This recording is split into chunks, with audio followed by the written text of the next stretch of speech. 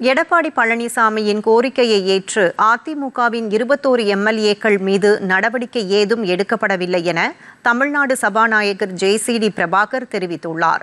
தலைமைச் செயலகத்தில் செய்தியாளர்களை சந்தித்த அவர், சி.வி. சண்முகம், எஸ்.பி. வேலுமணி தலைமையில் 25 அதிமுக எம்எல்ஏக்கள் தாவேக அரசுக்கு ஆதரவு அளித்ததாகவும், அதனால் அதிமுக எம்எல்ஏக்கள் 25 பேரில் 21 பேரை மன்னித்து விட்டதாக எடப்பாடி பழனிசாமி கடிதம் அளித்துள்ளதை அடுத்து அவர்கள் மீது தகுதி நீக்க நடவடிக்கை ஏதும் எடுக்கப்படவில்லை என கூறினார். 25 பேரில் எஞ்சிய 4 பேரை தகுதி நீக்கம் செய்ய கோரி எடப்பாடி பழனிசாமி தரப்பில் கடிதம் அளிக்கப்பட்டுள்ளதாகவும், அதன் அடிப்படையில் 4 பேர் மீது நடவடிக்கை தொடங்கப்பட்டுள்ளதாகவும் ஜே.சி.டி. பிரபாகர் தெரிவித்தார்.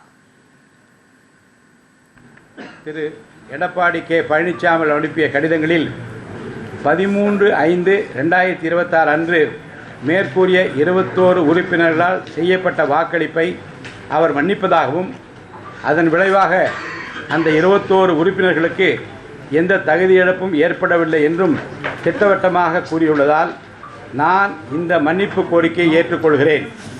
25 பேர் 21 பேருக்கு பிறகு எஞ்சியிருக்கிற 4 பேர்களை பற்றி தகுதி நீக்கம் செய்ய கோரி மாண்பு உறுப்பினர் திரு எடப்பாடி கே. பழனிசாமி அவர்கள் சார்பாக மனு அளிக்கப்பட்டிருந்தது. 25 உறுப்பினர்களில் 21 பேருக்கு மன்னிப்பு வழங்கப்பட்டுள்ளதுடன் மீதமுள்ள 4 உறுப்பினர்கள் தொடர்பான மனுக்கள் மீது நடவடிக்கை தொடங்கப்பட்டுள்ளது என்பதையும் தெரிவித்துக் கொள்கிறேன்.